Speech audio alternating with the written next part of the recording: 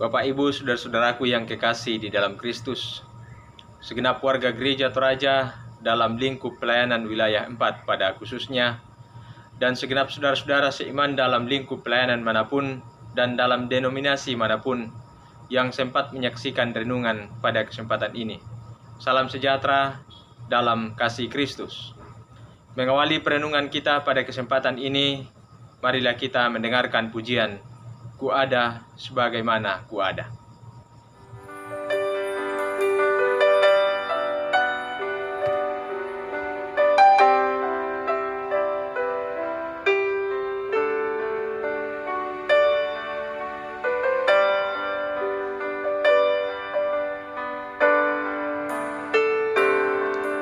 Ku ada sebagaimana ku ada,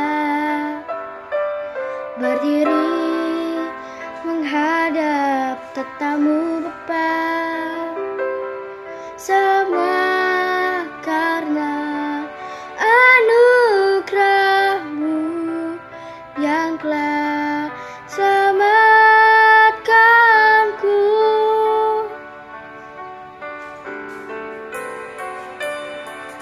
Ku hidup dalam segala kelimpahan, ku layak untuk melayani Tuhan, semua karena anugerah-Mu tercurah bagiku.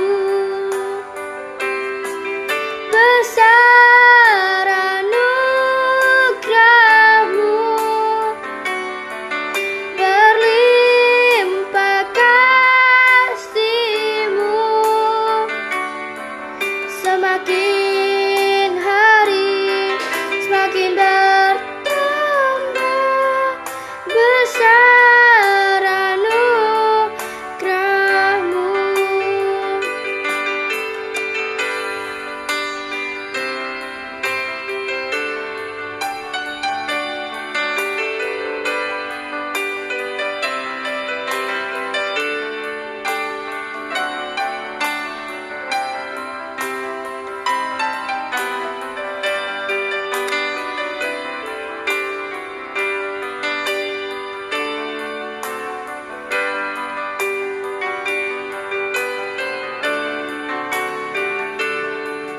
Ku ada sebagaimana ku ada,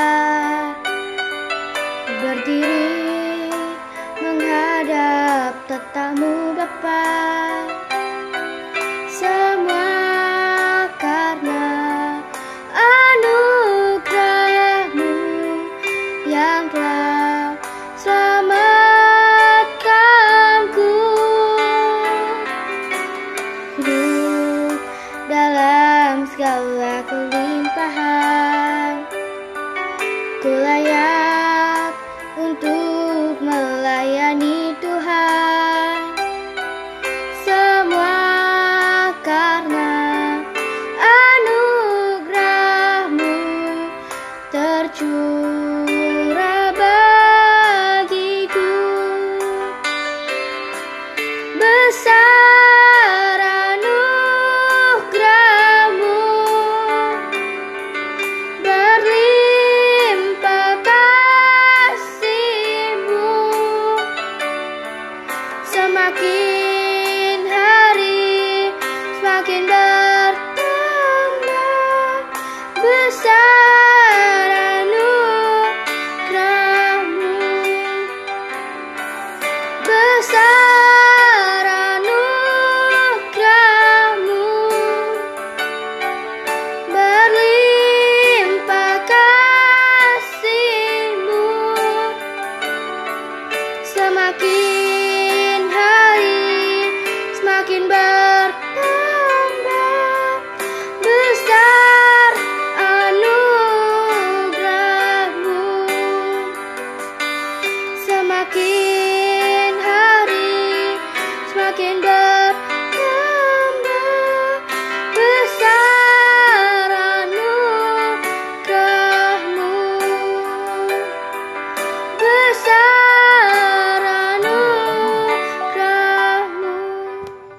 Marilah kita berdoa. Ya Tuhan Allah Bapa di dalam kerajaan sorga, kami bersyukur kepadamu pada kesempatan ini. Anugerah terindah Engkau berikan kepada kami untuk mendapat kesempatan mendengarkan dan merenungkan akan firman kebenaran-Mu. Kuasa Roh Kudus-Mu kiranya memampukan kami memahami firman-Mu dengan baik. Pun hamba-Mu yang hendak memperdengarkan firman-Mu, berilah hikmat-Mu, sehingga firman-Mu tersampaikan dengan baik. Sehingga dari firman-Mu ini, kami beroleh hikmat untuk menjalani kehidupan kami selanjutnya, sehingga perjalanan kehidupan kami selanjutnya senantiasa mendatangkan kemuliaan bagi nama-Mu. Ampuni salah dan dosa kami Tuhan, layakkanlah kami untuk membuka, membaca, dan merenungkan kebenaran firman-Mu. Dalam kasih Kristus kami berdoa. Amin. Bapak Ibu saudara-saudaraku yang kekasih, saya mengajak kita semua untuk mendengarkan firman Tuhan yang saya persiapkan dari Kitab Wahyu pasal 2 ayatnya yang ke-12 sampai pada ayat yang ke-17. Wahyu pasal 2 ayat 12 sampai 17. Firman Tuhan kepada jemaat di Pergamus. Dan tuliskanlah kepada malaikat jemaat di Pergamus. Inilah firman Dia yang memakai pedang yang tajam dan bermata dua. Aku tahu di mana engkau diam, yaitu di sana, di tempat tahta iblis. Dan engkau berpegang kepada namaku, dan engkau tidak menyangkal imanmu kepadaku, juga tidak pada Saman Antipas, saksiku yang setia kepadaku, yang dibunuh di hadapan kamu, di mana iblis diam. Tetapi aku mempunyai beberapa keberatan terhadap engkau. Di antaramu ada beberapa orang yang menganut ajaran Bileam, yang memberi nasihat kepada Balak untuk menyesatkan orang Israel, supaya mereka makan persembahan berhala dan berbuat zina. Demikian juga ada padamu orang-orang yang berpegang kepada ajaran pengikut Nikolaus. Sebab itu bertobatlah. Jika tidak demikian, aku akan segera datang kepadamu dan akan memerangi mereka dengan pedang yang di mulutku ini. Siapa bertelinga, hendaklah ia mendengarkan apa yang dikatakan Roh kepada jemaat-jemaat. Barang siapa menang, kepadanya akan kuberikan dari manna yang tersembunyi, dan aku akan mengaruniakan kepadanya batu putih, yang di atasnya tertulis nama baru, yang tidak diketahui oleh siapapun, selain oleh yang menerimanya. Demikian pembacaan kita.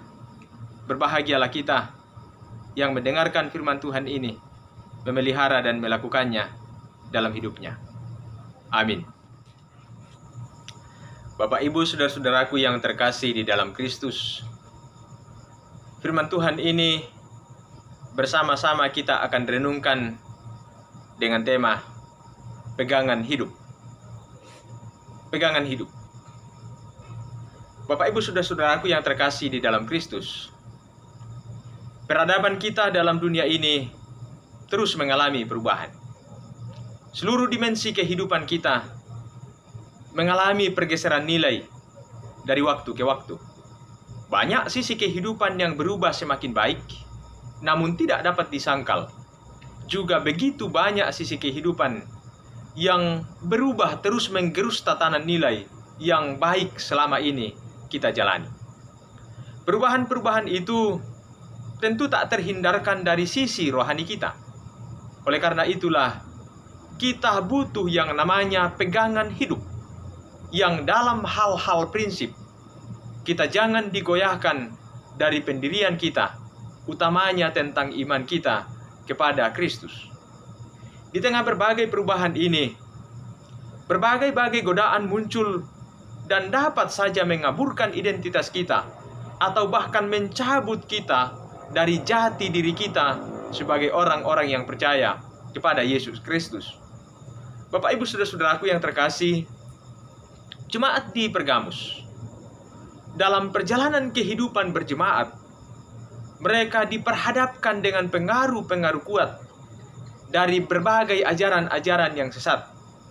yang disebutkan di dalam pembacaan kita, pengajaran Biliam dan Nikolaus yang menyesatkan beberapa orang di Pergamus dengan zina dan penyembahan berhala yang disebut sebagai tahta iblis.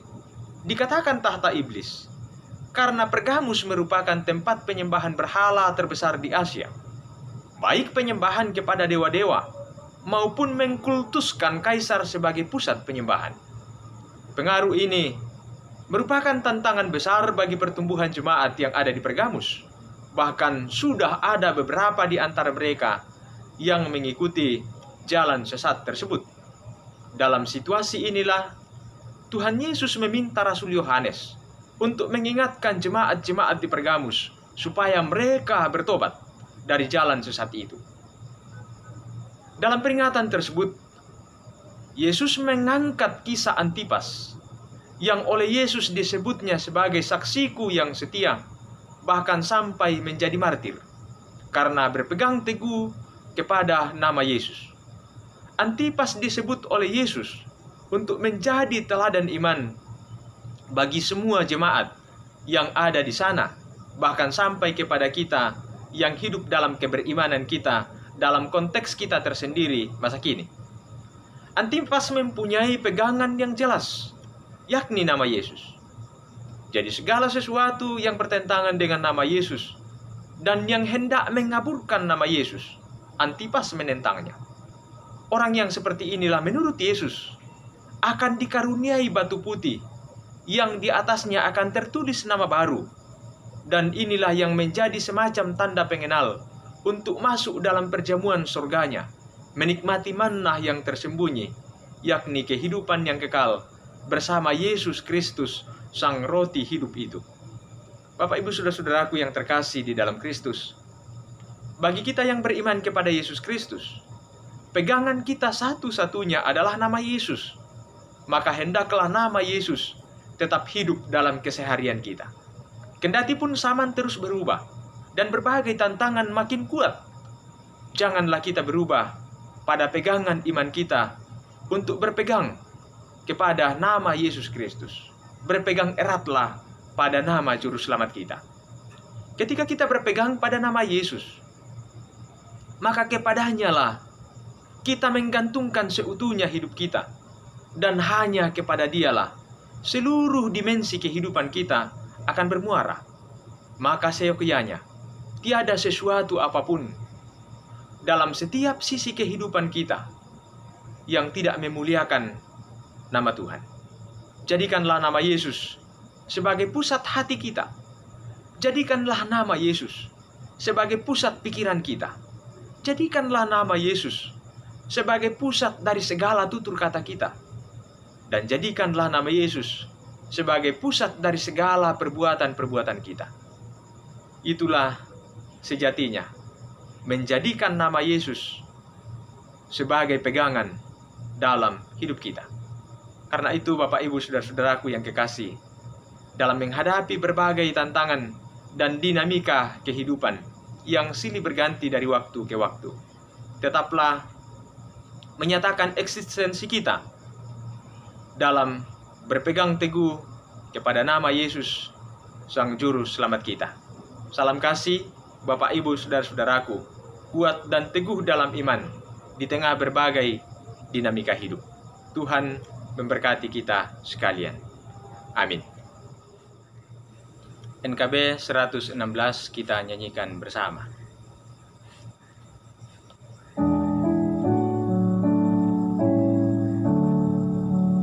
Siapa yang berpegang pada sabda Tuhan dan setia mematuhinya,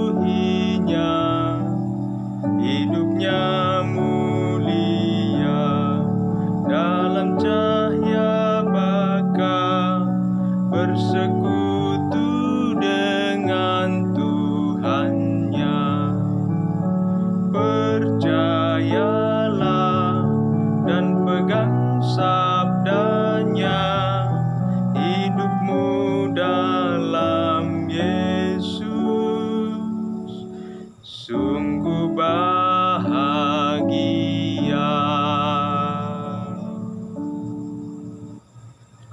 Marilah kita berdoa. Terima kasih Bapa di sorga, kesempatan yang indah telah Engkau karuniakan kepada kami untuk bersama-sama merenungkan akan firman kebenaran-Mu pada kesempatan ini. Kiranya firman-Mu meneguhkan iman percaya kami untuk terus berpegang pada nama-Mu, sehingga dalam menjalani kehidupan ini hanya nama-Mu lah yang kami puji, kami permuliakan. Anugerahi kami dengan hikmat-Mu ya Tuhan, untuk melanjutkan kehidupan selanjutnya. Semoga kehidupan kami sungguh-sungguh mendatangkan kemuliaan bagi nama-Mu senantiasa.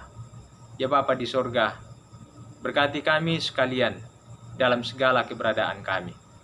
Yang sakit Tuhan sembuhkan, yang bergumul dan berduka Tuhan hiburkan dan kuatkanlah mereka. Yang dalam berbagai-bagai perencanaan di masa depan mereka, Tuhan buka jalan untuk terus menjalani kehidupan ini sebaik-baiknya. Ke dalam tangan-Mu ya Tuhan, kami percayakan seutuhnya hidup kami. Ampuni salah dan dosa kami, sempurnakan kami yang berdoa kepada-Mu, di dalam nama Tuhan Yesus Kristus, Juru Selamat kami. Amin. Demikianlah perenungan kita pada kesempatan ini. Bapak, Ibu, saudara-saudaraku yang terkasih, salam sehat, selamat menjalani kehidupan selanjutnya. Tuhan memberkati kita sekalian. Amin.